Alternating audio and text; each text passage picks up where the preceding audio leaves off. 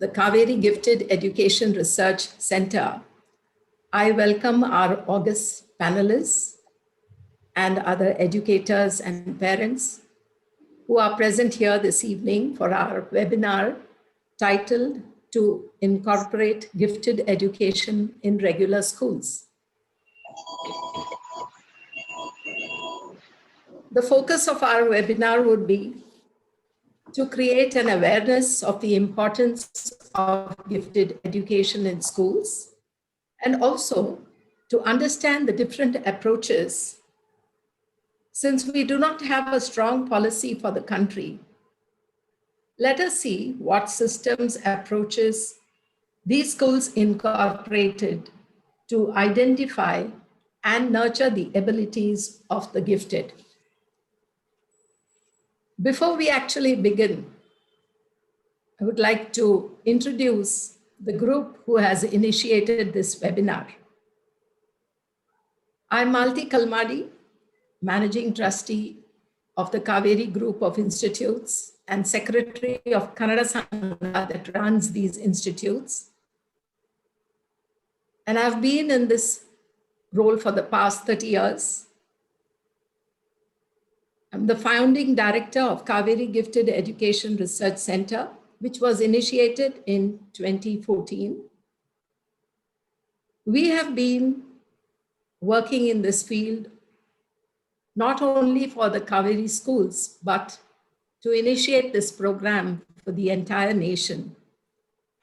And this webinar is part of that initiative because we strongly believe and endorse giftedness in schools and in educational institutes is very, very important for India.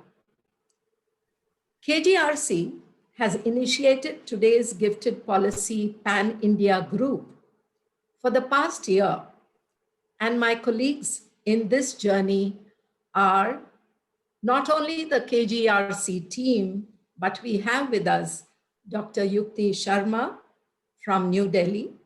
She is the assistant professor for the last 14 years from the Department of Education, Central Institute of Education, University of Delhi. I think most probably she may not be here this evening with us. Next is Dr. Sujala Watwe, retired from Jnana Prabodhini Samshodhan Samstha. This is one of the very famous institutes of India. And whatever little I have learned of giftedness, it all began in this institute. And my mentor being Dr. Ushatai Kire, I owe a lot to her. Dr. Sujala Watwe, she is also the National Supervisory Psychologist for Mensa India. And she has immense work under assessments and identification of gifted for more than 30 years. Next, we have our colleague from West Bengal, Dr. Paramita Roy, Deputy Director and Researcher for the last 27 years in Jagdish Bose National Science Talent Search, Kolkata. She has immense experience handling STEM-based mentoring programs in Kolkata, and she has vast knowledge of the gifted program. Last but not the least, we have Dr. Devasena Desai. She is a consultant psychologist, gifted educator, and researcher. She has been instrumental in conceptualizing and designing the gifted programs at KGERC.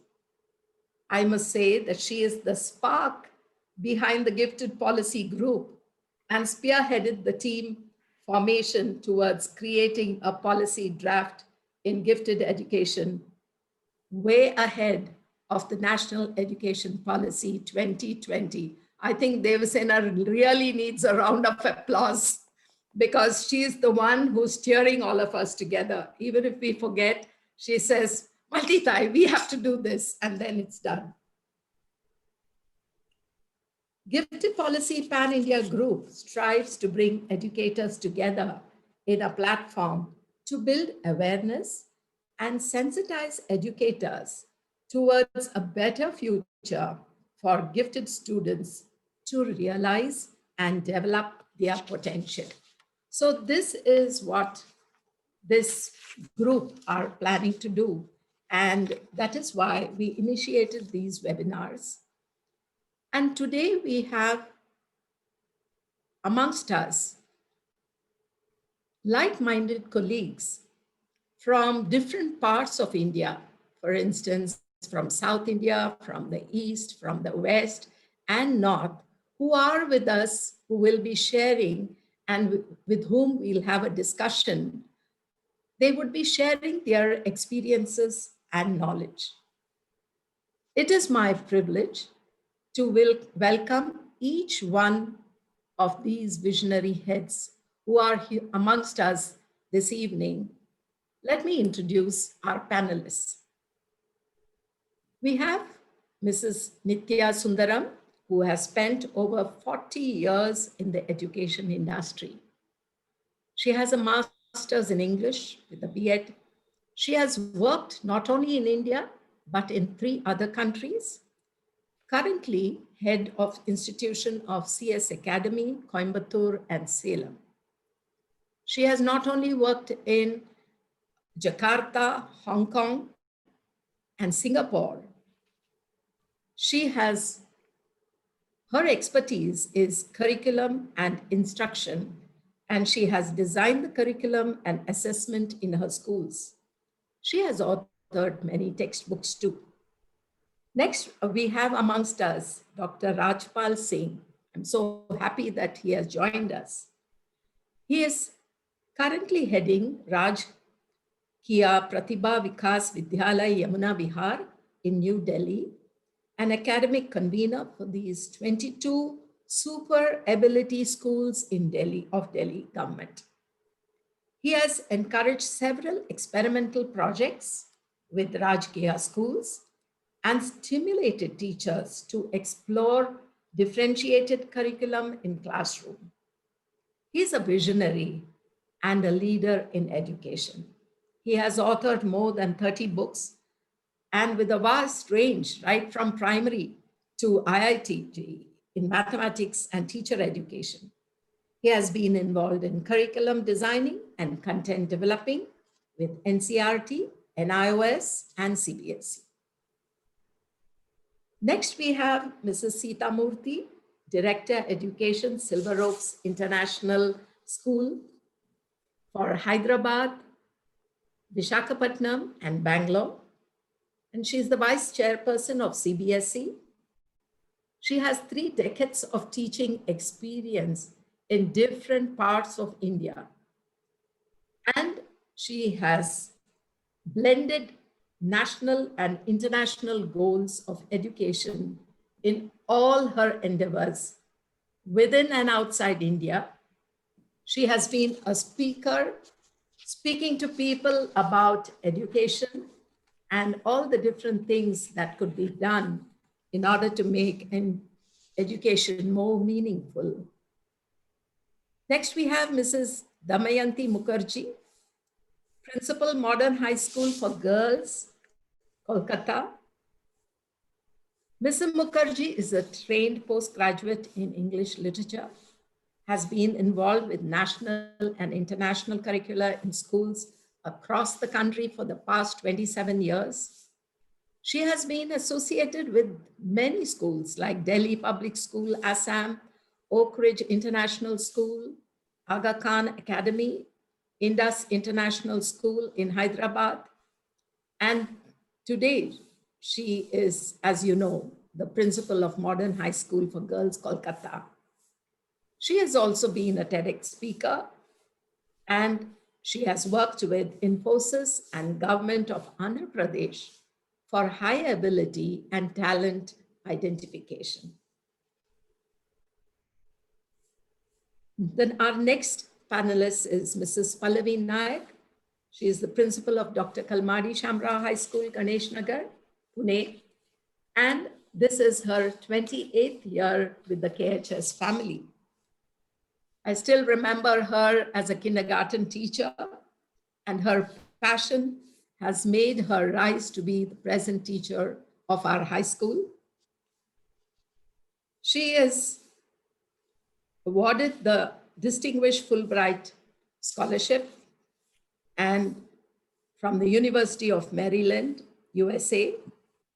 Mr. Naik is also a master trainer for British Council's and Government of Maharashtra's ELLIS, that is English Language Initiative for Secondary Schools program, visited UK to present a workshop on purposeful listening and language proficiency at the International Association of Teachers of English as a Foreign Language. She's very creative and addresses and hosts student leadership programs at the interschool level in Pune. So we are done with the introductions. Of course, I would have gone on and on with the introductions because they are all so interesting and very, very relevant to what we are going to decide today. And but I know that each one of you is very eager to listen to our panelists. So before that, I would like to, there are some protocols that we have to adhere to. So I request we shall begin our session, but before that, a few instructions. Let us keep all our speakers muted and video switched off until we hear each panelist. Thank you.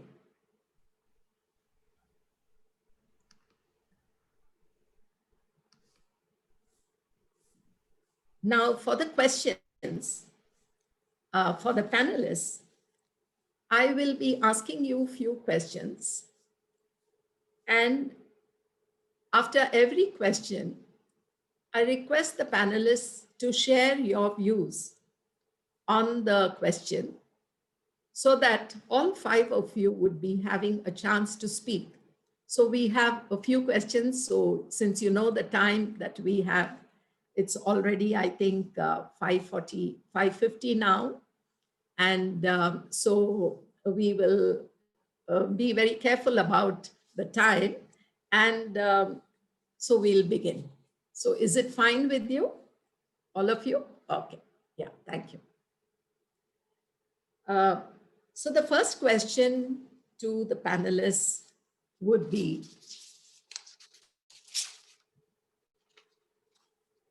why gifted awareness is essential in India? So I request Mrs. Nitya Sundaram to please start the session. Yes, thank you, Dr. Kalmari, for the wonderful introduction that you gave. Good afternoon, good evening, everyone. It's not exactly afternoon, sorry. Yes, see, this question of gifted children is, I think, a highly misunderstood concept in India particularly. Because I find that many parents on their own, they are judging their children as being gifted when they come to me. I'm part of a mainstream school where I have a mixture of students. So the awareness of what we mean by giftedness, I think, is important across the country. They are probably gifted children are those who will probably lead the country in the different fields that they work in. So we need that awareness. So qualitatively speaking, yes, that is an important thing. But otherwise, quantitatively speaking, dealing with the gifted children requires a lot of resources, plenty of resources, probably much more than what you would give a normal average child. So with that being the case, affordability becomes a question for mainstream schools.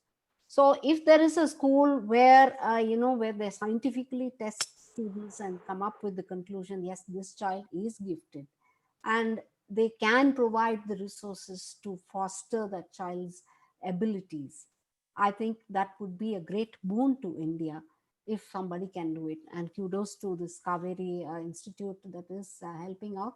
I think more and more such regional institutes are required. Thank you, Nitya. So affordability is one very important area which you have dimension, which you have mentioned just now. Now I request Mrs. Mukherjee to share her views on Good why evening, everyone. Yeah. Good evening, everyone. Thank you, Dr. Kalmari.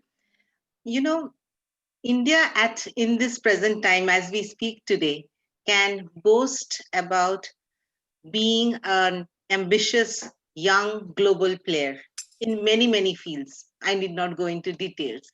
Now, in order to be globally recognized, in order to be strong globally, apart from requiring doctors, engineers, lawyers, chartered accountants, businessmen, we also need innovators and entrepreneurs. Now, when we talk about these two sets of people, they are the ones who are going to make unknown pathways open up. They are going to create businesses, they're going to create services, they're going to create curiosity, enthusiasm in the whole ecosystem of the nation. And in order to have innovators and entrepreneurs, unfortunately, as we know statistically, though we have such fine minds, Indian mind is beyond questioning, Asian mind is beyond questioning. In the scale of patent submission, India does not feature in any of the known lists. Now, in order for these kind of aspirations to be fulfilled, we need minds which are ready to make leaps of faith.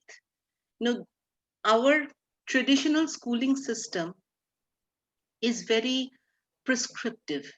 It's rather, it kind of celebrates conditioning. Conditioning is good. The positive aspect of conditioning is an uniform sense of discipline, but conditioning also stymies unique abilities. And therefore, this awareness that it is important to celebrate people or celebrate minds, celebrate abilities which are different, which are unique. The requirement of it is not a luxury, it's a requirement. This awareness is very important from the nation building perspective. That is my Thank you. submission. Thank you, Mrs. Mukherjee. What I hear you saying is that we have certain mindset at present with regard, which we are nurturing in our schools. And we need to change that mindset into a growth mindset, which is much ahead of what we are doing at present in our educational institutes. And hence, this awareness is necessary. Thank you. Dr. Singh, could we have your views?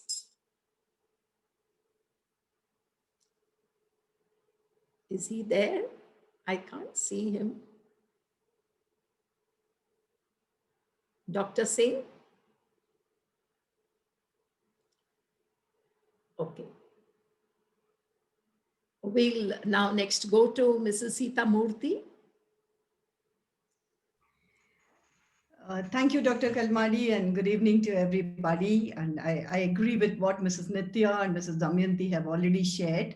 But I think I would also like to bring in this dimension to it, that as the science of teaching and learning has been increasing and developing over a period of time in the last decade and a half, we started realizing the importance of addressing learning needs of children. So when we address the special needs, we have equal responsibility to address the exceptional learning abilities of children. I use this term more than giftedness because giftedness has a certain prescription and a certain way of looking at it. So as I am associated with National Institute of Advanced Studies for the last 8 years and working in this gifted education program, I have a lot of debate about what is giftedness. So I use the term exceptional learning abilities. If we are making efforts to recognize the differentiated learning needs of children, and in that differentiated learning needs, we have children who have exceptional needs, who are exceptional learners, who can learn more than their age asks them to do. So it is our ethical responsibility as well as it is our professional responsibility to build this awareness so that it is not mixed with my son is a topper in the class, my daughter is a topper in the class. Giftedness or exceptional learning ability should not be mixed up with topping in an entrance exam. That's why the awareness is certainly more important amongst the schools and even amongst the parents. I would say that. Thank you, Sita Murthy. Yes, I do understand that the word which we use, gifted, oh, does not gel well with everyone. We have also been discussing this term of gifted, and we have been wondering what is the term which we use. Because world over, they identify the exceptional children as gifted. So we said that, okay, in order, because we interact with the international players, let us still keep the term as gifted, but we know that these are the exceptional kids. And I'm so happy that section 4.43 of the National Education Policy, it talks about support for gifted students. So here also they have still used the term gifted. And so we said, okay, let us continue till the policy group can come up with saying, can we change that term into something else? Because we always talk about high ability, exceptional, and gifted. But I'm happy that 4.43 in the NEP talks about the gifted, and students with special talents, it talks about. And so today we are discussing that. And so far, India has identified, although we are very slow, we have identified children with special needs as being children with learning disabilities and the other part of the spectrum of the needs of children. But now I'm happy you raised this, that even the exceptional children come under special needs. And so what are you doing for these children who have high needs? You know, I still remember I had a small stint as a teacher, and I still remember today that child who was gifted and where he is now and how I have neglected him. This is almost about 25 years ago. And I feel really sorry that I wish I knew that time. But I'm happy that we are at least able to do some work today. Next, we have with us Pallavi Naik. I would like her to share her thoughts on this awareness of the gifted education. Yeah. Yeah. Good evening, Malti ma'am, and good evening, everyone present today. Malti ma'am just stole my words. I was going to talk about the two spectrums of students that we have in the schools. We have one who are struggling with learning and children with learning difficulties and with special needs. And on the other side of the spectrum, we have children who are gifted. And we have a soft corner, empathy and compassion for children who are struggling. We take so many efforts to get them into the same competency levels of the other children. Whereas the gifted children, we do tend to take them for granted. Yeah, they have special abilities and they can cope. But it's time now that we give them that equity in education, that they get the opportunities. They also, along with the struggling learners, get the opportunity to be nurtured for their gifts and for their talents, and not just being gifted in academics, but also creating awareness about being gifted in other areas like leadership, creative fields, arts, sciences. So that kind of awareness is also important. And from the parents' perspective, I feel we need to break free of this whole notion that giftedness is just academic intelligence. So it will also help the parents to understand that and appreciate giftedness and talent in their children. So it's important that we create awareness. Thank you, Pallavi. I'm happy that you raised this point about this awareness needs to be created not only amongst the educators, but with the parents too. Otherwise, people think that only getting marks and coming first in the class is giftedness. but they do not understand the word underachieving giftedness. Oh, so there is, we all know, people who have worked with the gifted programs, that there is something called underachievement amongst the gifted, who are not using their talents and who are wasting their talents for various reasons.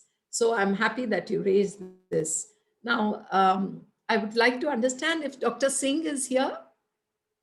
Devasena, is he there? He hasn't logged in, Maltitai. Looks like there's some problem, but no idea. Okay. So we've been trying to track it, but let's just see. We'll go ahead. We'll go ahead. Okay. So now the next question is, as a school system, what benefits are teachers, students, and parents looking for while incorporating the gifted programs in the school? What benefits do you think would a school system look for when you start initiating a gifted program?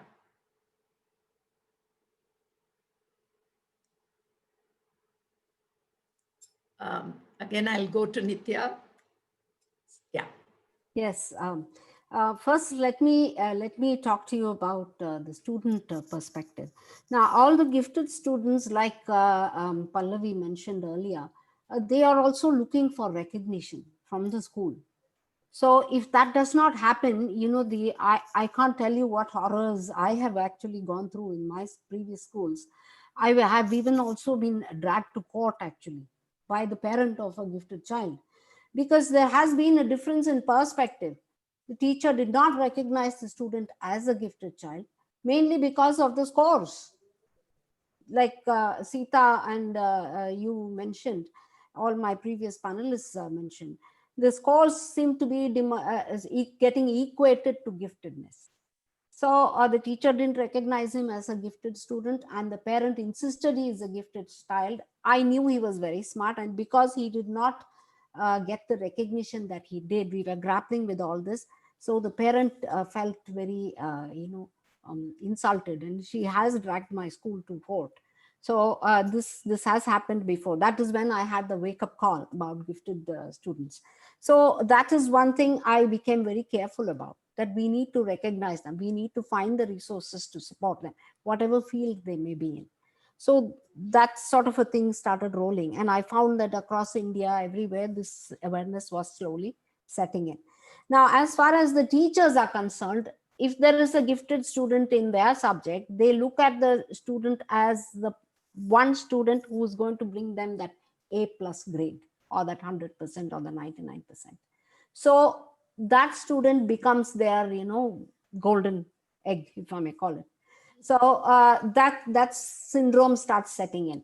But then again, we need to recognize whether the student is just a hardworking student who gets that A+, or is that student actually gifted, can go beyond. So these teachers need the kind of training to find out who is that gifted child in their class, in their subject. So they need to be able to set tasks, set a test paper or whatever that may be, to sort of filter out these students. We can't just ask them to mug up a book, give a paper, get 100% and say, okay, this one is gifted. That is not the way it should be looked at. So that is that awareness, that training teachers need, and they are looking for it, believe me. If somebody gives it to them, they just slap it up. Then as far as the school systems are concerned, this one contradiction that I have come across in many places is that the student has the talent, but the ambition of the school does not match. If that happens, then the problem goes back to square one. The student doesn't get recognized. So this is the issue. So the managements or the school systems, the administrators, principal, leaders, coordinators, middle managers, everyone should be made aware of who is a gifted child and how do we track them? How do we filter them out? So I think this is one chicken or egg story that keeps going back and forth. So I think a proper system, a policy should be in place in every school, and some guidance from the board, I think, is a boon. I'm very happy you raised this point, that the ambition of the school is very, very important too. That means the entire school system has to understand that these kids, these children need, their learning needs have to be met. And unless that goes into the school system as a policy, I think things will not work out, because then how does the teacher address the needs in the classroom is what I hear you saying, Nitya. Thank you. Yeah. Next, Sita Murthy, I would like to ask you, yeah, to share your views. Yeah. So let me share my experience, Dr. Kalmadi, how it helped us. And by the way, I am not Dr. Kalmari as yet. It's only Sorry practical. about that. Sorry about that. I'm just a Mrs. Kalmari. So, yeah. You know what? So many of us have done so much work that we really don't need it to be called doctor or something. I'm happy to see Absolutely. Dr. Yukti Sharma has come. Yeah, she's joined us. Yeah. So We have all of them are doctors, okay? Dr. Yukti, Dr. Devsena, Dr. Sujala Bhatve, and Dr. Paramita Roy. Yeah, only I'm not a doctor. Yeah. with all due regards to them. Okay. So let me share my experience, Malati ji. It's like this, that 2012, our journey started with Professor Anita Kurup visiting our school and conducting the identification test for gifted children from grade 1 to 10. Okay. And a whooping number of 400 children were identified as gifted. Now, that is something that was mind boggling. And she came back to us. And trust me, when she came to do the test, I wasn't very keen about it, because I'm someone who feels that I don't want to create another elite group in the classroom now. So I wasn't very, very, you know, keen about that. But however, it was done. But when she came back, because the tools that she used were from the Stanford and the Yale University and things like that, and because it comes from National Institute of Advanced Studies, I gave my respect. But then when I started talking and she asked me questions as, how can 400 children be recognized as gifted in this test? That is when my radar went up and I started looking at it. So the journey from 2012 till now, I must say, is how did it help the school? Now we run advanced learning centers in all our 4 schools in Hyderabad, Bangalore, and Visakhapatnam. And we run it in association with NIAS, and we run it with the help of Professor Anita Kuru. And we run it cutting across the age barrier. So we have 2 groups, which is between 8 to 11, 12 to 15 age groups. We run 2 groups. How did it help it at large in the school is our curriculum went from strength to strength. Because what we experimented in the Advanced Learning Center, we experimented to see how children's learning abilities can be tested. And can the same strategy that we use, can it be used in the classroom? So from Advanced Learning Center, it was tested in the classroom, tested in all the classrooms, and the following year that would become the main curriculum. So from 2012 till now, the journey has been such that we developed our own books. We have our math, science, model books for language learning up to grade 8. We don't use any books. And these books have been highly appreciated by the National Science Congress in Ahmedabad, by Vikram Sarabhai community, because they're totally different, fundamentally different from the conventional learning. So how a school can benefit if they recognize and nurture giftedness? One is morally you feel very good that you have taken care of the children who have exceptional needs for learning. 2 is you have experimented with exceptional learning abilities and tried to help other children develop those, because you have living models here, because you can't be what you don't see. So we made these children demonstrate many things in the classroom, and those children who did not know that they could be exceptional learners began to see that this is a way I can be too. So there is an increased learning ability across the school now. So for me, I feel, and of course, all the teachers began to see things differently. They began to see things that, okay, this is how learning can happen. This is how learning can be recognized. I think it is a great learning for a school community For a parent community, if we begin to see all these layers of learning abilities and nurture them. So I would say it's a great advantage. I totally agree with you that once everyone in the school, that the school community identifies this gifted program will no longer have that label of being only an elitist program. And it's a myth. If you read a lot of these gifted programs all over the world, it's one of the myth. And the myth is gifted programs are elitists or gifted students will do fine on their own. These are all myths. And I'm happy that you have been able to break that myth and share the facts about how you have been able to work with NIAS and how you've been able to create a sort of a change in your school system and helping the children with high ability and exceptional children and taking care of their needs. And it actually changing the way the underachievers have been looking at themselves and also raising the bar of the entire school system. And I think that is really remarkable. Now I request Mrs. Mukherjee to share her views. And I can Malti-tai, Dr. Singh has come. Yeah. yeah, Rajpal Singh sir is here. Yeah. Maybe we could just say a quick hi before we move on. Yeah. Namaste, sir. Glad to have you. And we are just with us. We have shared the question on awareness of gifted program. And now we are sharing about what are the benefits which school systems have while they are incorporating the gifted program in their schools. So we have Ms. Mukherjee, after which I would like you to share your views. Yeah, yeah, Ms. Mukherjee. May I call you Malti-tai then, if I cannot call you Dr. Kalmadi? Sure. So with Yeah, that sure. permission, ma'am, what I feel is that, like through the last question, we explored this concept of a growth mindset in the nation. I think as far as schools are concerned, there needs to be a change mindset in the sense that, see, when anybody, all the stakeholders, students, parents, teachers, the management in a school, what we do is that we tend to define out any organization as whether it's good or it is not good. And when we go into the ingredients that make a school good, it inevitably kind of has a lopsided kind of a stress on the academic performance of the school. So it is quantifiable, so many stars, so many positions, this highest in the country, all that comes into play.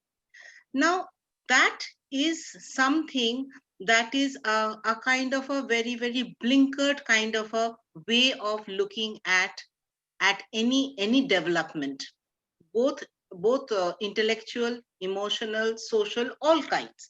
So what I would say is that this change in the mindset of all stakeholders, where we don't think of ourselves as a performing school, but a creating and a thinking school. So you see, all of us, except all the schools of thought that are connected with giftedness, one thing that I think all of us commonly believe in is that giftedness is that kind of intangible X factor. It is there, it is in potential in certain individuals, and that potential needs the right kind of environment, right kind of ecosystem for it to develop to the fullest. This is not a giftedness program, is not a coaching center. It's not which will guarantee a place in the IIT list. This is something that we need to and it needs patience. It's like a track, it's like a journey rather than an end in itself, in a very quantifiable, assertive manner, that in 6 months time somebody starts getting 100 when the person was getting a 70. It's not like that. So this change in the mindset, the approach about what benefit giftedness, a kind of a resolute engagement with giftedness, a school deciding to invest in the training of not only teachers but also children. When a child comes into the classroom, he or she has certain expectations. What will become of me? What do I achieve by doing these extra things or these different things? They also tend to think, a gifted child also tends to pitch himself or herself in performance parameters against his peers. So the fact that it means that something that is bubbling inside you, that is going to get addressed. It's a very esoteric, it's a very intangible concept for a child. The the actual benefit of how it changes you, the time that it takes to for this change to happen, this has to be very, very what do you call, convincingly put forward to the child. And I really love what Sita is doing. Sita, I'm calling you by your first name. And this is something that we have been also doing in bits and pieces through various of our specific subject kind of prompt programs. And we also do the same thing, that we bring these children, when they come into when they are in the regular class, we kind of give a kind of make them the role models of how to go about dealing or looking at reacting to concepts in a different manner. So we are, taking baby steps. We haven't done it throughout the school yet, but in years to come, hopefully this conviction will grow, and we will be able to do it like a school wise program. That is my dream. And Mr. Mukherjee, it's lovely that you have initiated these steps. And I like the word you use, patience. This is not something which you can actually plant and reap within 1 year or something like that, because this needs growth and it needs a sort of a change of so many things.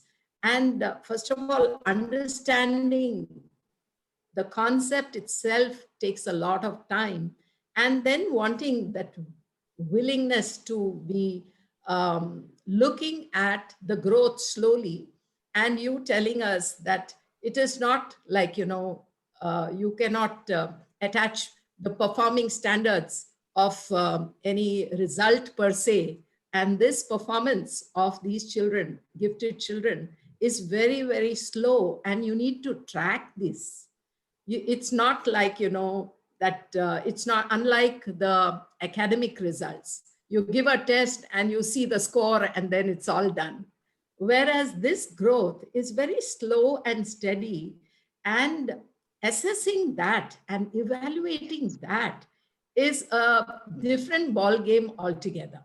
Completely. So I'm very happy that you shared this concept of being very patient and not only looking at becoming a performing school in that sense, in which we all understand. And we say our school is 100% results and all these things, whereas this gifted program is totally different. And I appreciate what you shared just now. Next, I would like Mr. Singh. I know that you have done a lot of work. I've heard about your work, Mr. Singh. And please share your work, because you work with the underprivileged section, and to do so much work with these children. We would like to hear from you your work in this field. Thank you, ma'am. And I'm highly thankful to Devsena to give me a chance to speak with all of you. As you have said, I'm working in a part of a government system. I'm working with the school of Delhi government. And I was posted in this school 5 years back in 2015. At that time,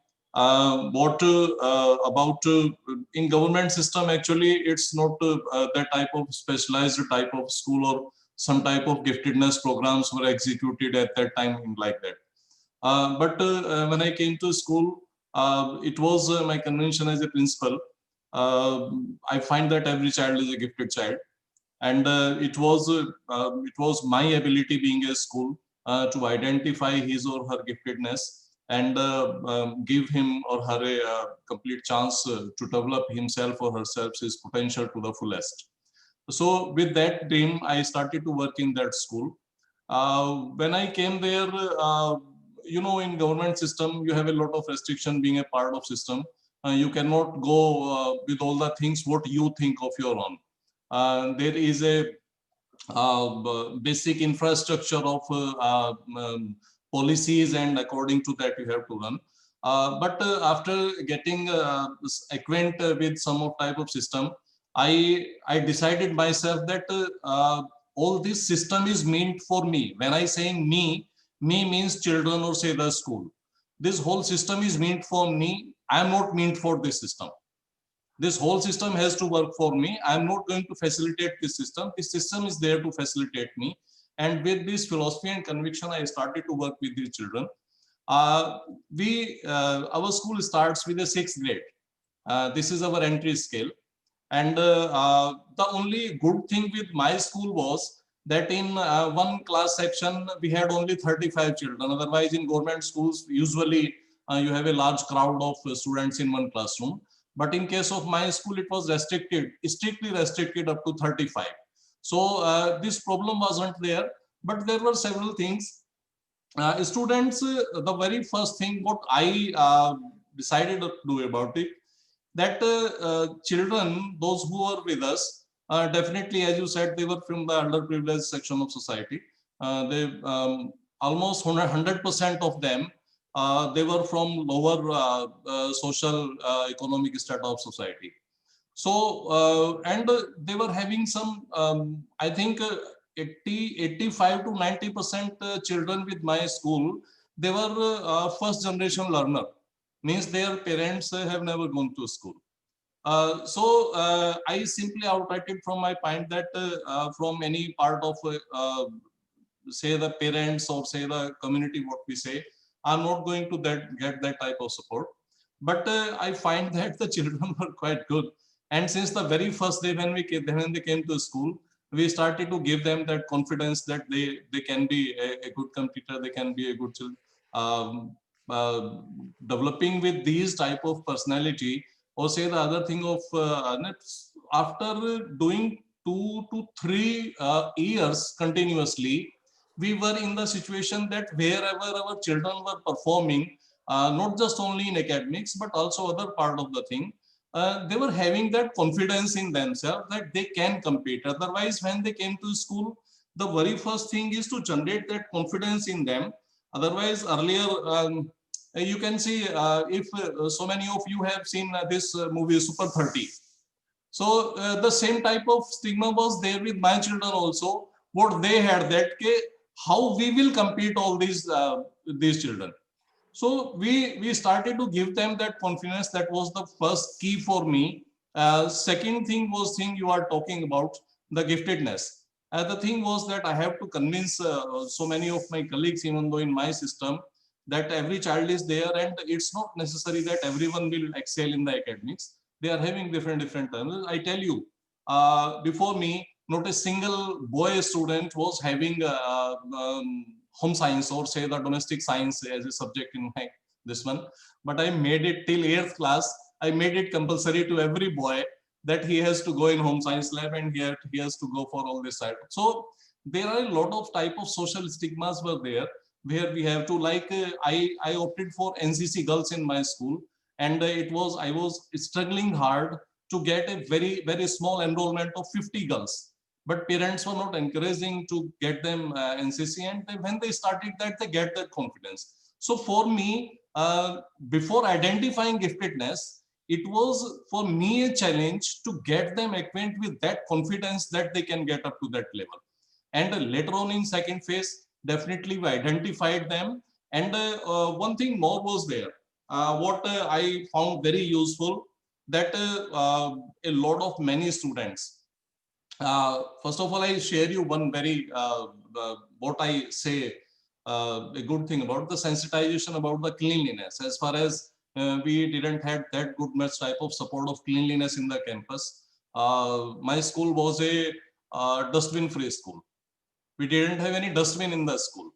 So we had that type of sensitization in children that we didn't. There was only one dustbin, that was at the school gate. And without having any dustbin, even though Devsena visited my school, you can't find a bit of paper anywhere in campus. So there were some very small things when what we started to do with the children from the crèches. And later on, after 2-3 years, I came in the situation when I was in the process to identify that type of giftedness when we were on that level, and we started to work with them. Certainly, there were certain aspects and we have to struggle them, but for me, the key was to empowerment of these children, what you say, underprivileged. I always gave them confidence that they are not underprivileged. They are privileged in another sense, that they are getting that type of training that they have to face the world in future, and definitely they will change the future of this world. So that was the big thing for me. Thank you, Mr. Singh. In fact, you know that we are such a large country. We are the second largest country in the world. And it is estimated that there are about 19 million children in the age group of 6 to 15 who are gifted. And some of them are in your school. I'm so happy that you are taking care of those children. And you have much more than the other privileged schools, other principals who are doing work. Because for you, first you have to work on their attitudes, and you have to build their confidence and motivate them and build their self-esteem before you start any work. And I'm so happy that you have recognized this, because academics is not the sole point for any educational institute, be it a gifted program or whatever. And I'm happy that what you are stressing upon initially is making every child feel that I can achieve and I will be able to build my talent, and I am able to build on my ability. And we all would like to come and visit your school, definitely. Let me take 30 seconds also. Okay. In the very beginning, when I started to talk about these empowerment of these kids, I started a program in the school, and that was that every teacher, and including me also, we started an assessment program, and when all these children were assessing our performance, means the teachers and the principal, and we were very surprised that when I used to observe my colleagues as a head of school, so many times I find it very interesting that my observation and my children's observation, they were very much aligned. What they were they were putting the assessment of the teachers. That was and at the same time, I had to convince a lot to my teachers also, because there was a big hue and cry in the very beginning that now how it can be that children will assess us, because till that time their mindset was that every time we are assessing the children. But when I started in the opposite process, it was a big challenge for me, but I convinced them, and later on they accepted it, and we are doing very well with that. Every time the ratings are changing for teachers also and the students also, and it's going very fruitfully with our system. Beautiful. This, we call it the 360-degree assessment. And I'm happy that your school is able to do this, because it gives a sort of empowerment to the children to understand what is good and what is not good, you know. So I'm happy that you are giving them this opportunity to share whatever they feel and express it. Thank you, Yeah. Mr. Singh. Okay, now Pallavi, we would like you to share. Yeah. Pallavi, you're muted, Pallavi. Yeah. I would take this opportunity to, again, like how Sita said, to talk about my school. The benefits, I think they start at an institutional level and then go down to the different stakeholders.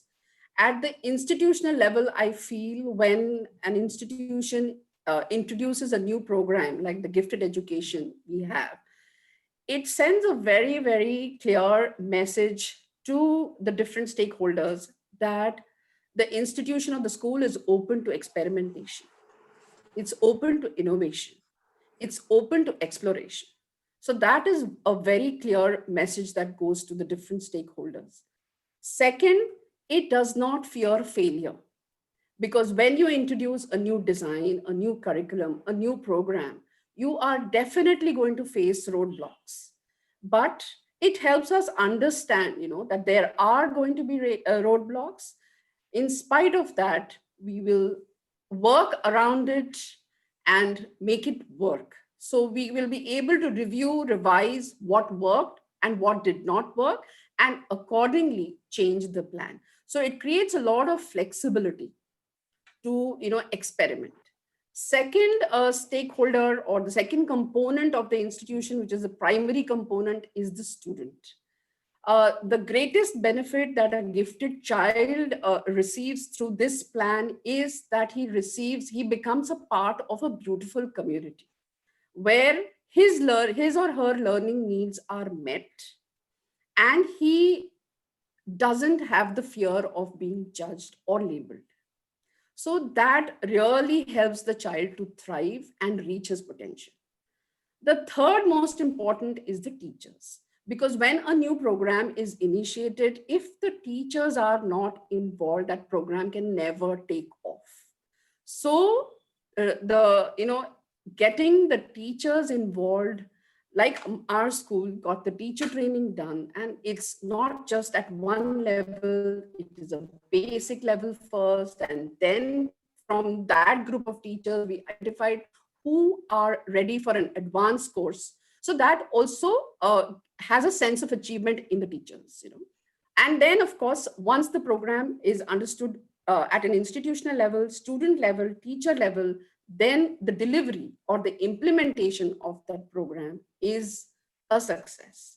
I would like to give one example, like what we have in our gifted education program is something called as a gifted katta. Now, katta in Marathi means ek nukkad ke jaise, one corner, where children get an opportunity to work with each other, either independently or in collaboration. So they really get to explore, experiment, or sometimes really do nothing, because they make a choice of what they want to do with their time. So I feel benefits are plenty.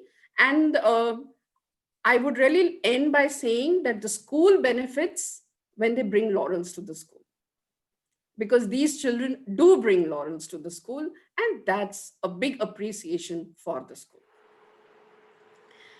Thank you, Pallavi. This is about leadership of the schools, because this risk-taking and wanting to be able to go with the changes which are needed is something which talks about the confidence of the leader of the school. Because unless the leader is totally convinced about the program, you cannot see it rolling. And I'm happy that you raised this point about exploration and experimentation, because unless the leader believes that you need to experiment in all the teaching learning strategies which needs to be in place for this program to really flourish and thrive, and to benefit all the stakeholders in the field of education, that this gifted program is not going to have its impact in our schools. So I'm happy you shared that, Pallavi. And now I think we have already it's already 6:35, so maybe we may not have too much of time. But I would like to pose one very, very important question.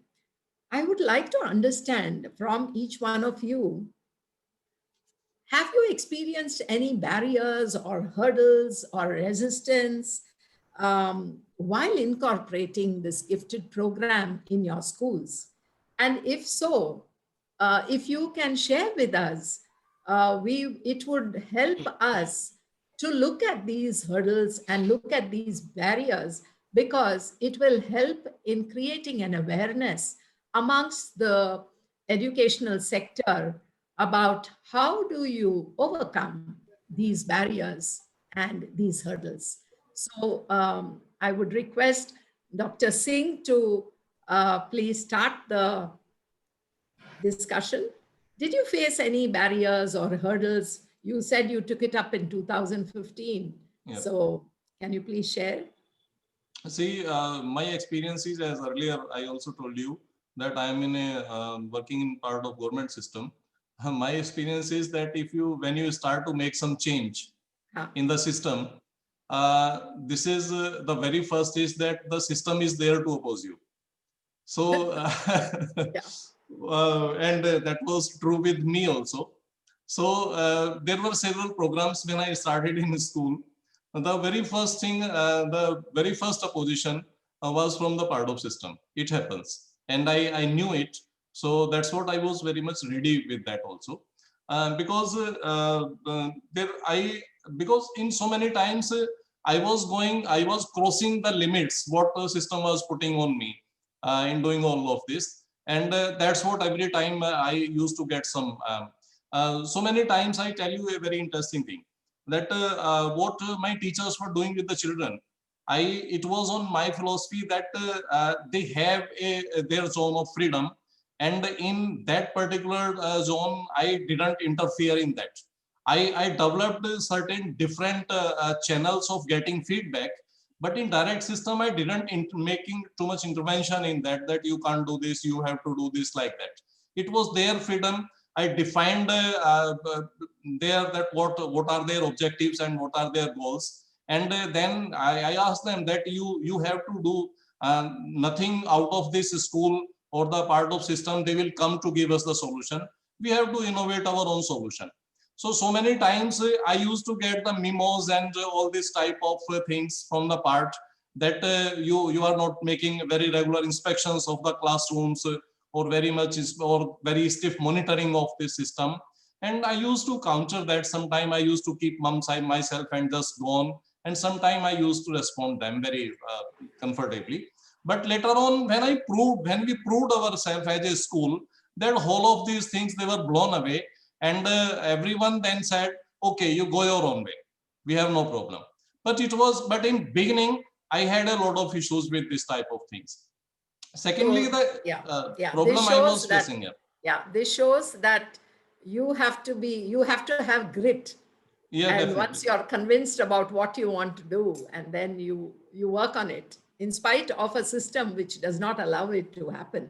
Yeah, after that there were some very difficult type of social perspectives were also there, because most of the students, they have their different mindset about girls and the gender bias and all this type of things. So at the same time, I had to make a lot of struggle to convince the parents and what about all those things we were changing. I tell you one thing, just one example. One girl was there, and actually when my house, the teacher who was looking after house system, Dr. Ruchi Anand, she was working with these girls. And the girl was deputy cultural secretary of the house system. And she was doing a lot of work with house system. And then parents used to say that she was not doing good grades or something like that. But we tried. And sometimes they said that, no, you can't do this. If they used to put out of that. But I tell you, after that was the 1 year or 2 years opportunity what she got there with that teacher, that later on she get admission in Lady Dolatram College, a very renowned college of Delhi University. And next year she came to me that this is the annual festa of our college, and I am managing this. Oh. And in that college, that was a very elite college, and from very prestigious colleges, the students were come from a very elite class of society. But the girl was leading that particular whole of the annual function, or say annual fete type of that college. And she was there. So that time I found that this is the real development of a child, what she got here and now what she is doing in university in that type of college. So, but in social system, the parents, those who are not much educated, they don't understand the importance of all these type of things. And for them, there is only thing that how many marks are there. So we have to fight a lot with all these type of perceptions that this is not true. I'm happy that you shared that you have been able to overcome and override the system, and because of your conviction of your work. So that is a very important barrier, I think, and a hurdle. Next, I would like Nitya Sundaram to share if you have had any hurdles or any Yes. barriers or resistance.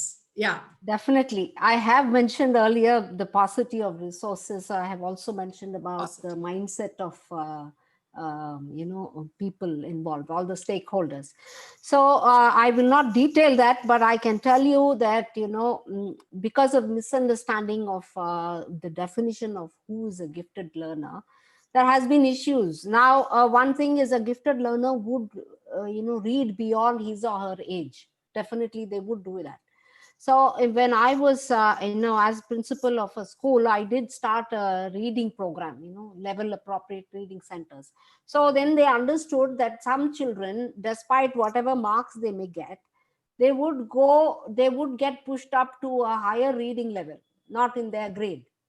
So this, we called it lark, and we pushed it through to something like that, drop everything and read. So that happened, and I could see that there was a mindset change slowly setting in.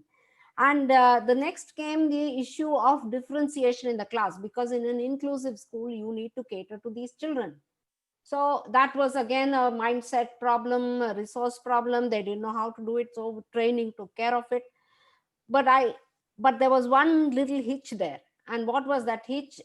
Children became conscious of the fact that one set got something different from the other. So it became very important to make differentiation invisible, sort of embed it in the class task. So I said, okay, you make your worksheets, but keep 3 parts to the worksheet. The third part, you leave it as optional. So they started working on those lines, and that way they could also find out who is that intrinsically motivated child who would take it up when you say it is optional. So that became slowly, that mindset change also set in, and the techniques they got through. In fact, the book that I have authored works on that basis.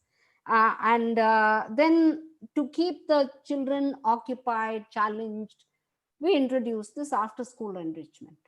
So after school enrichment programs started for different subjects. So you're gifted in maths, okay, we'll work towards the UK Olympiad and things like that. You see, and then the senior levels offer innovative subjects in their 11th and 12th. So subjects like global perspectives and design and technology, they were very challenging, and students who were gifted were able to do that and take it up. So these were all the options that we managed in the school. But I can tell you one thing with conviction.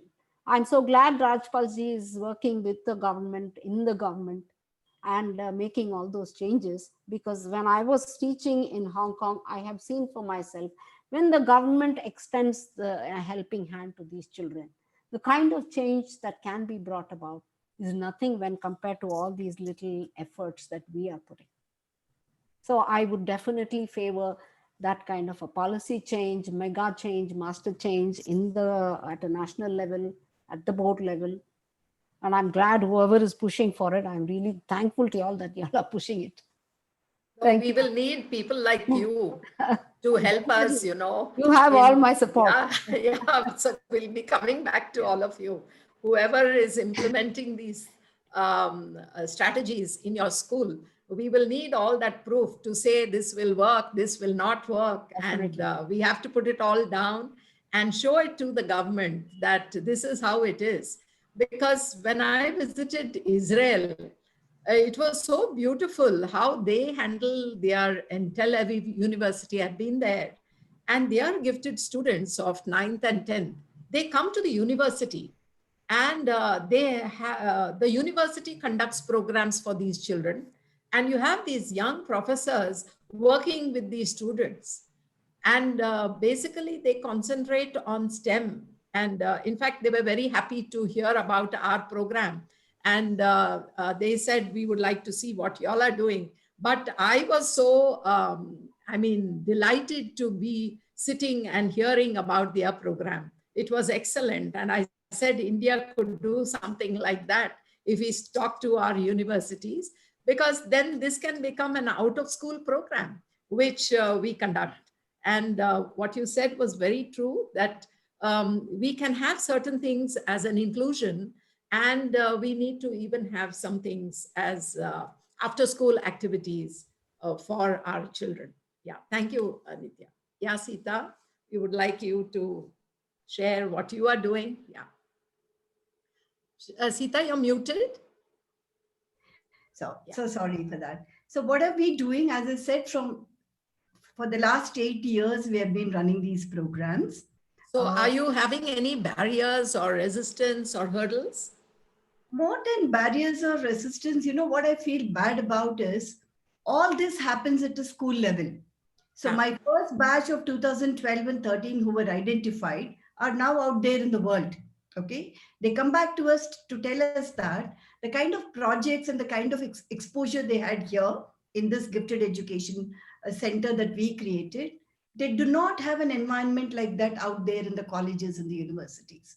So if giftedness has to be nurtured only at a school level and is not captured after school level, I think we're losing it. We're losing the plot completely. NEP, if it really is taken forward with full spirit, then it has to be a vertical alignment. You cannot possibly, tell children that you're fantastic, you can do a project in stem cell therapy or, biotechnology, and then now, okay, get back to the stream in the university. That is so unfair.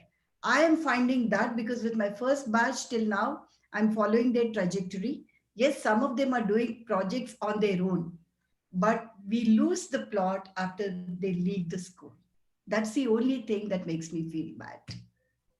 Yeah, that is a real source of heartaches for all of us, because I'm happy that the NEP policy has come, because there are going to be changes even in the higher education space. So hopefully this, if not maybe in the next few years, but definitely we are aligned to be moving towards a different sort of academic setup and arena. So hopefully we should be able to handle and nurture the talent even in the later years. So we are looking at even, I'm a very, very optimistic person. So I'm sure that we will move towards helping our gifted, because India has to become one of the greatest countries.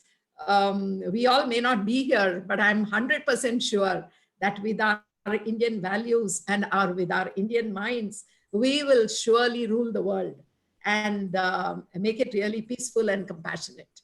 So I do understand that you feel that after the school has taken so much trouble and has catered to nurturing these kids, after that, what happens to them is left unattended. And then the child may lose motivation to proceed. But here I talk about nurturing their socio-emotional strength, so that we need to work on their socio-emotional well-being, so that they are able to, and as Mr. Singh said, that self-esteem and self-confidence and motivation, how do you keep them linked and connected to their purposes, is what we need to, as a gifted program, I think Devasena, we need to work on it, the purpose which our Panchakosha talks about. Yeah. Now I request Pallavi to share her, what are the barriers and resist. Yeah, you are muted. Please unmute. Yeah. So I'd like to talk about the parents first. The biggest barrier we face is with the parents. After the children are identified, there are parents who drop out of the program without understanding the program sometimes, without being sensitive to the learning needs of the children, because they tend to have a restricted view of learning, and they feel learning the core subjects is what the school is all about, and it's not important to focus on other aspects or facets of the child. So that is one. The next stage is the child and the parent may go through a short-term program and then drop out because they've not understood the essence of what the gifted education plan is trying to achieve. And the center and the school does try to do the follow-up, but sometimes parents tend to be a little stubborn and refuse to rejoin or join the program. The second, I'll talk about the teachers. It's not easy for any teacher to have a gifted child in the class. It puts a lot of pressure because the preparedness with which the teacher has to enter the class is different as compared to teaching the non-identified children. Okay, so that puts a lot of pressure on the teacher. And also sometimes the training programs do not give those insights to the teachers, the instructional strategies, the how to overcome or work with the social emotional needs of the children. And usually teachers are bogged down by the subject syllabus, and because of this reason children do fall out of the gaps. So these two reasons. And third, um, I know the rest of the panelists have mentioned, but this is one point which I had not thought about it when it came to my notice recently, that children feel that, they lose out on friendships if they are part of a gifted program, which they don't want that kind of an alienation. So these are a few barriers I feel, at socio-emotional level, at academic level, at the friendship level, that parents, teachers, and the students face. Yeah, thank you, Pallavi, you for sharing about this side of the program, about how students feel they don't want to be like treated as nerds or not being in the group. So maybe this virtual platform has created such a beautiful platform. So maybe we can think about using that, different strategies we can adopt. And now I would like to ask Ms. Mukherjee that please share, let us hear from you if you have had any resistance or hurdles, because so far Pallavi spoke about parents and about students and about teachers. So please share your views. The hurdle that I have faced is of a very curious kind. Now, the school that I head is is an excellence driven and what would I call, academically elitist school, in the sense we don't have any kind of any selection in the process of our admission, but through the course of the entire school, what do you call, training, the journey, whatever it is. See, our class 12 results are like this, and it's quantifiable, it's out in the open. Our average is 93.26. So when you have a school like this, when you have children like this, so to convince them that giftedness is something which is going to be a benefit to your child, then is that what benefit? To a child, what else will I get out of this? To a teacher, I must be doing things all good, because look at the performance, ma'am. Everything is fine. I mean, there are hundreds of hundreds. So what more do you expect? What is your expectation out of it? Why do I want to do this? So as I said, this change perspective, that here we are talking about and a kind of an intrinsic development, an internal development of potential. We are not talking about performance. Now, many times I'm asked that if we are part of these programs, will my marks go up? Will my performance go up? Because I'm already at 100. So where will I improve upon? So that is the hurdle. That's why I said I have a very curious kind of a hurdle. Now, what we did for that is that when we started our first initiation program, we made a study of, surveyed where our resistance would come from. Because our parents are very supportive of everything that we do. They're very convinced that if a school takes some step, it is a well thought out step and they are supportive. So we don't have resistance in that manner. So we aimed at the middle schoolers. We started our Medha in STEM program with Dr. Paramita Roy. That is how our kind of our friendship grew, our admiration grew, our association grew. And this was not as the deputy director of JBNSTS, but as a thinker, as a gifted learning expert. And we decided that what we will do is catch them young. We will catch them in the level of 7 and 8 when they're mature enough to start thinking on their own.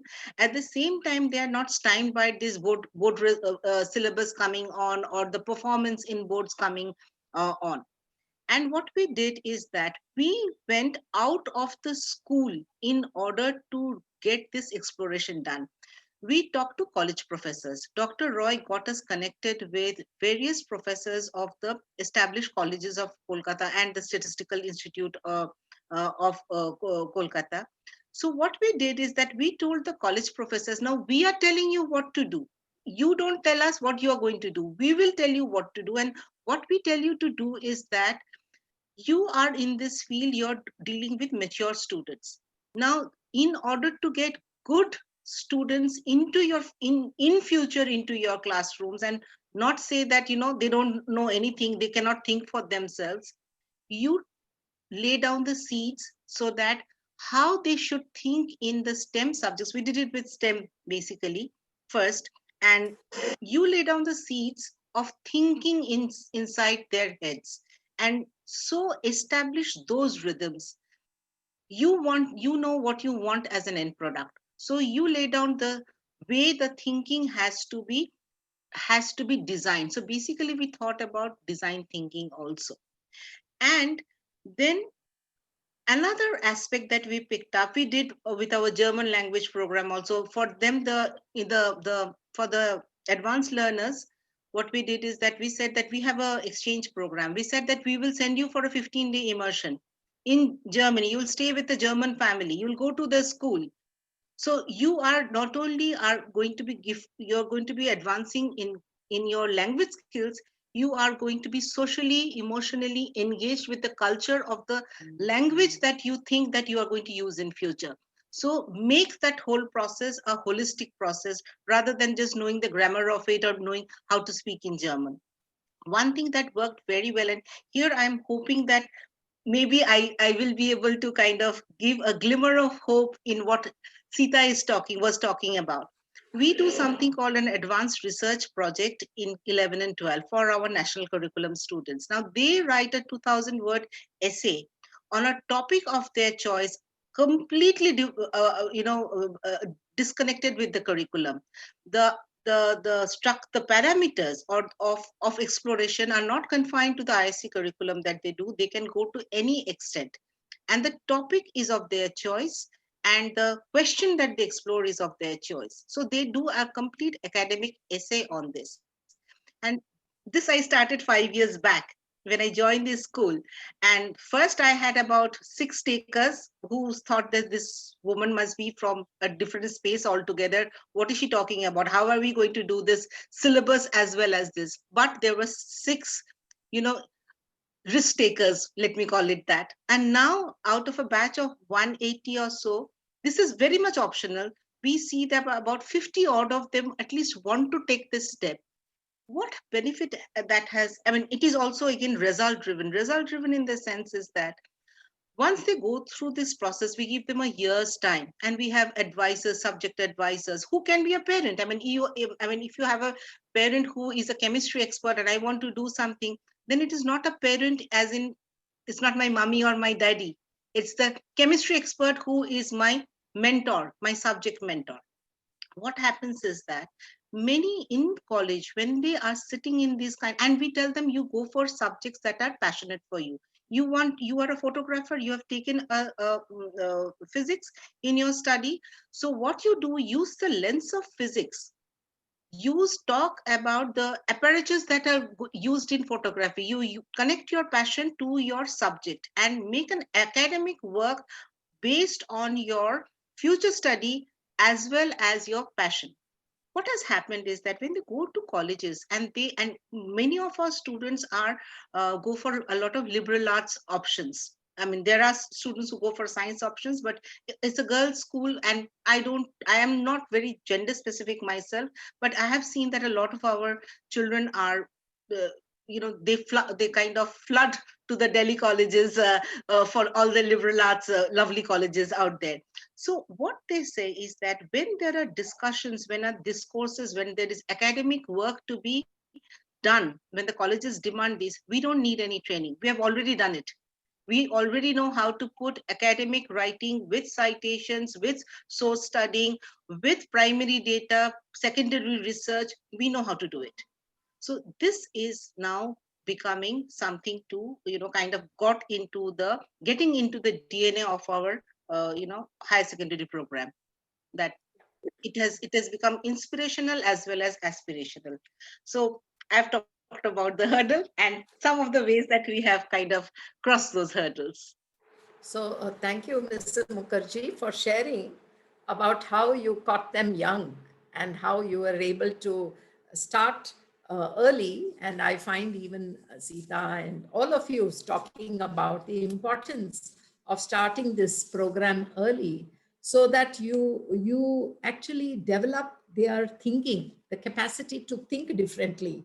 And also you have been through this little research project. It's like a strategy that you have used, and you have been able to make them think from all angles, and even work upon uh, looking deep into getting the knowledge, and also understanding the knowledge which the child has received, to applying and to maybe creating And understanding of their own. independently, So without a independent. teacher telling Yeah. you that this is the syllabus. Correct. So it is not directed by a teacher, but it is directed through the passion and motivation of the learner, which is very, very important and very much in sync with the national education policy. So I thank you all. I think we have now almost come to, we have reached the 7 o'clock time which we have allocated. And in fact, I had individual questions, but I think I will not have them now. And we will have maybe a sequel to this webinar, in order to understand deeply about the different strategies which each one of you has sort of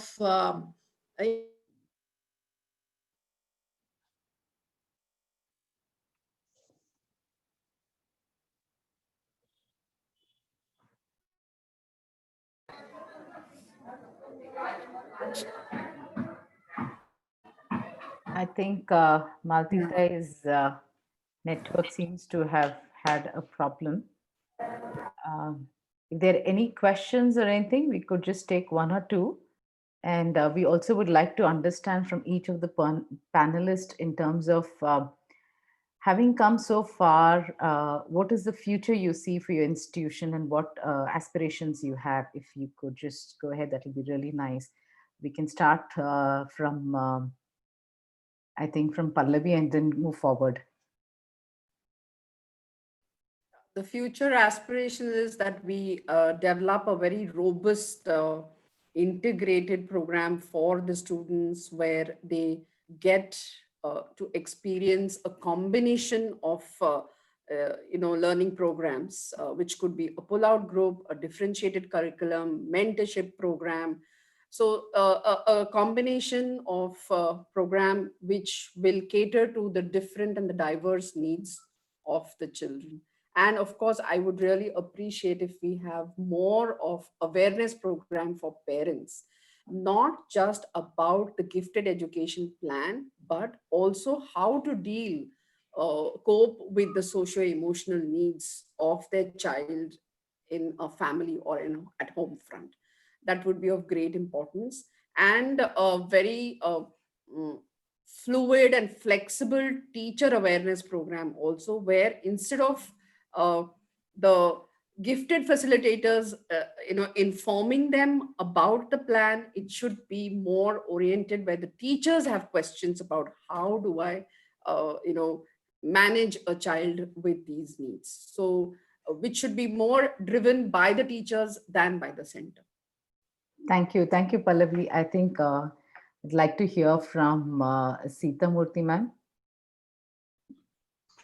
Okay, so I think more or less what Pallavi said, I have the same aspirations that, we continue to be that experimental school, that learning school, that reflective school as to how do we cater to every kind of learning need and ensure that the learning years of children are robust and meaningful. And that's all is my aspiration. Thank you so much. Nitya, can you share what you have? I mean, you've also traveled in different school systems, so I'd like to hear from you. Yeah, my current school has excellence as one of their mission, one of their missions. So the 4 pillars that they say, one of the pillars is excellence. So for the students who follow the national curriculum, CBSE, we do have after school programs. Now we would like to definitely make that more robust and have exchanges with schools, different parts of India as well as abroad. Now, the international curriculum, we are looking at strengthening the subject called global perspective, which is basically an interdisciplinary, project-based subject. So from the primary onwards, we are looking at strengthening that subject.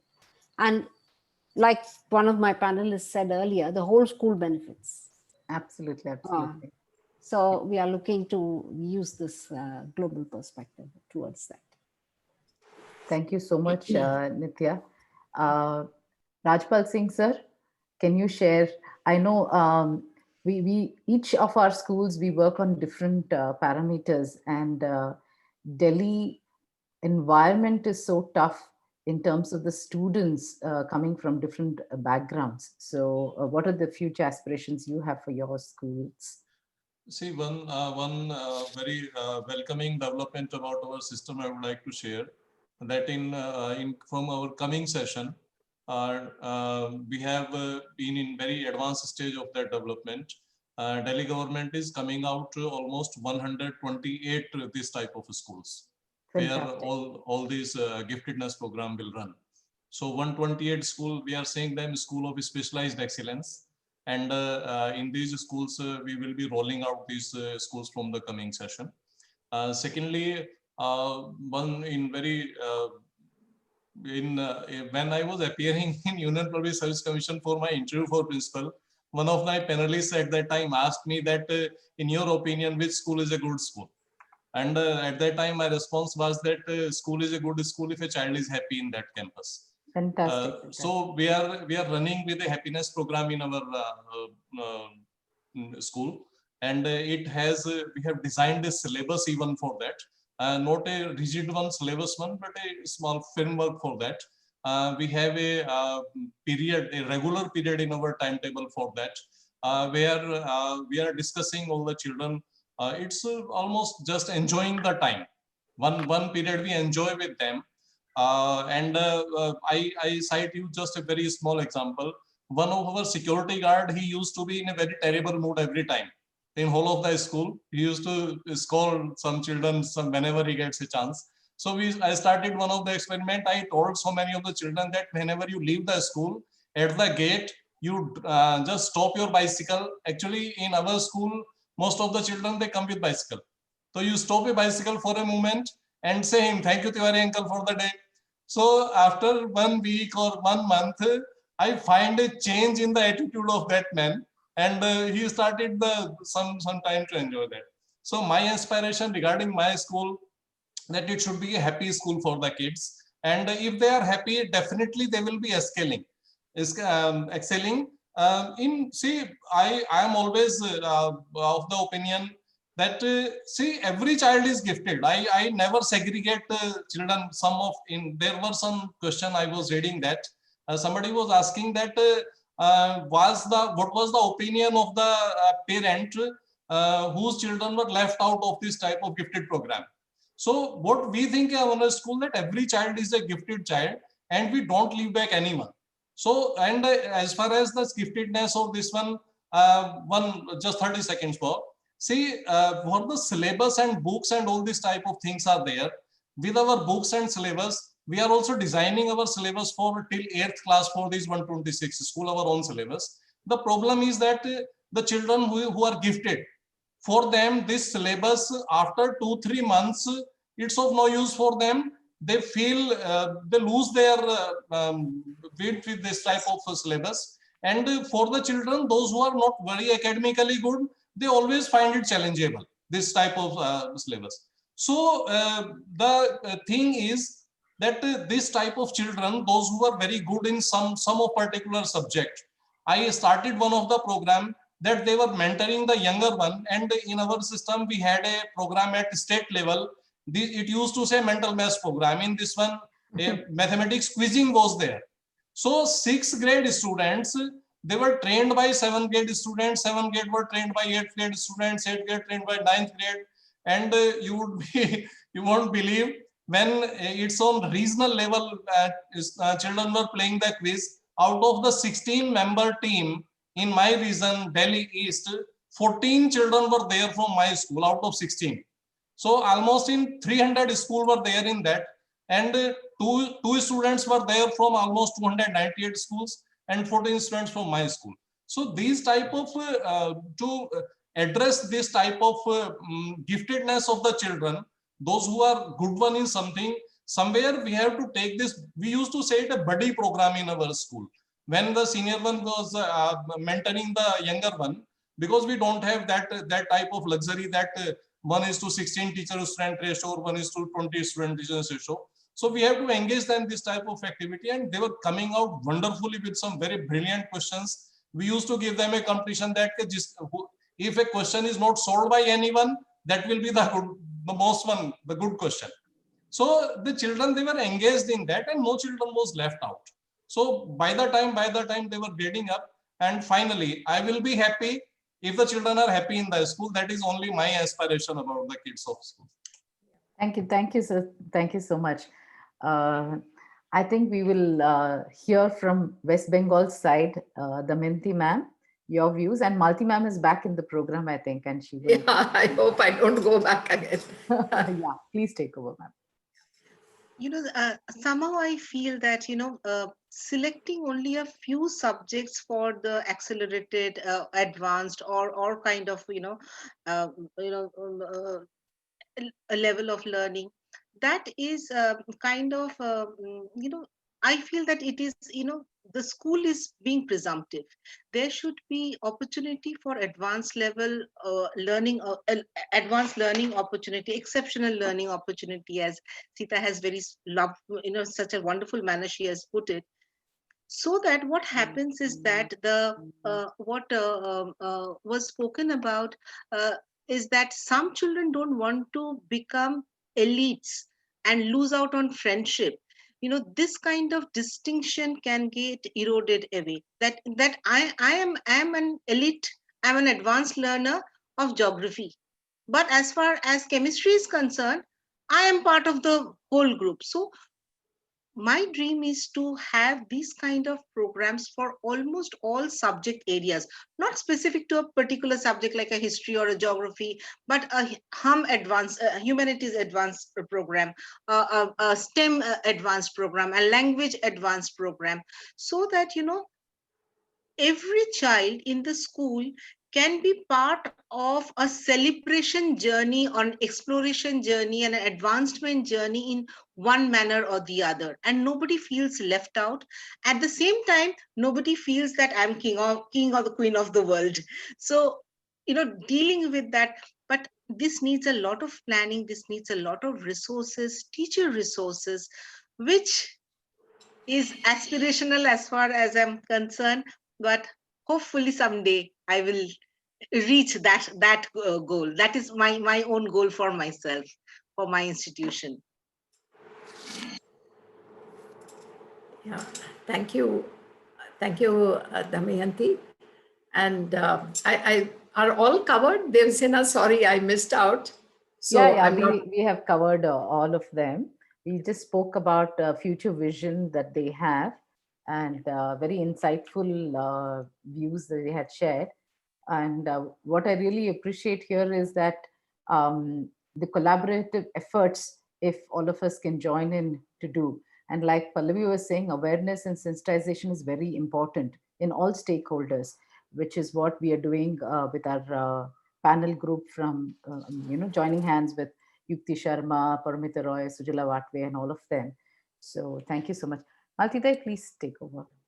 Yeah, thank you, Devasena, for supporting the technical lapse which has happened just now.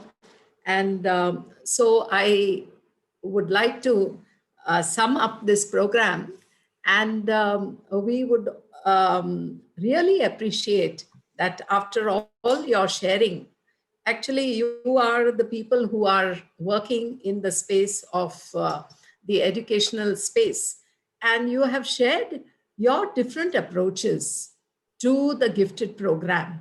And it would be wonderful to be collating all these ideas and these vision into a sort of a program, so that it would help us create special academic programs that would support the gifted children in our schools in India. Because according to, I'm sure you will agree, that the NEP has introduced so many concepts which are really very, very beneficial to our student community. And what we need to do as people who are working in the field of education is we need to fine tune the national education policy towards being more meaningful and robust, create a robust gifted program that fits with our Indian culture and environment. And I'm sure that we will have such sessions. And now I would like to open it to Dr. Yukti Sharma and to Dr. Paramita Roy and to Devasena to share your thought on this, so that everybody sees you. And since we are a group,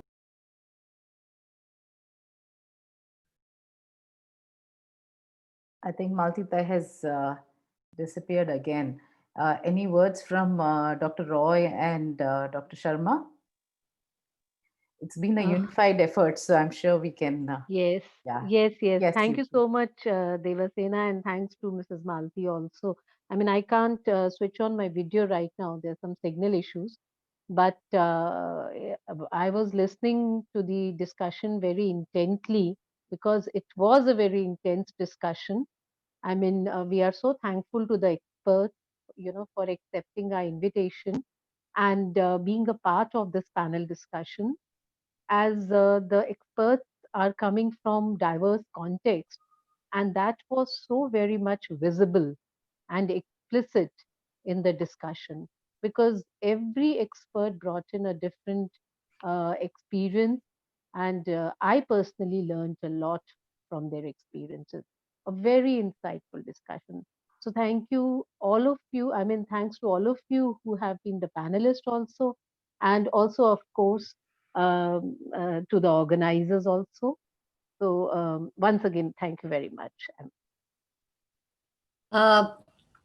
I would like to congratulate all my dear friends, colleagues who have been part of this seminar today.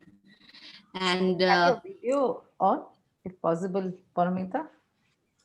okay. Thank you. So good evening, and it was wonderful to have you all with us. And Yukti sure said that thank you for coming in, but I would say high time that you become a part of us. I mean, just the three of us cannot pull a program like this together unless we have the support of visionaries like you all over India. So we need to really take this forward and take it up. Today, I think, was one of the most intense sessions we have had after a long time. And all kudos to Devasena and Malti Tai for organizing it in such a way so that we didn't waste any time, and it was extremely thoughtful, and we just couldn't move ourselves away from the what was being discussed. So, and it's given us a lot of thought. And Rajpalji, I would like to especially thank you for the immense amount of confidence that you have instilled in all of us through the kind of work that you have done. And I would just, I'm sure Devasena would agree with me, because she's been working with tribal students, and in our institution also we work with low socioeconomic students. Rajpalji, once earlier you said that they need encouragement and they need confidence. And yes, while that is true, it is also true that they are the easiest people to give confidence to, because they need very little encouragement, because they are so hungry for encouragement that even with a little encouragement, they can go a long way. And Damayanti, you are a friend, a dear old friend. And now I have made more friends, Pallavi, Sita, everybody. And let's take this forward together. Thank you very much. Thank you. Thank you, Paramattadi. We both also go a very long way. We met in Delhi and we have taken this journey. It was a dream in 2008 Absolutely. to We are rock Pan fossils. India. We are fossils. Now, And Sujalatai, what way? Yeah. Sujalatai, you're muted. Sujalatai, muted. Yeah, am I audible? Yeah. Yeah. Thanks, Maltitai and Devsana. You have really covered so much, a very vast canvas in all these questions. And I'm very, very, very thankful to all the panelists, because you are practitioners and you are experiencing in your everyday life the children and their parents and all your colleagues, that is teachers and principals. So it was very, very enlightening. And I felt that we are all on the same line, in the same line, that we are thinking about the freedom of the children. Whether they are gifted or not is another question. But the freedom is more important. How to create some sort of motivating environment, and which is very, very necessary.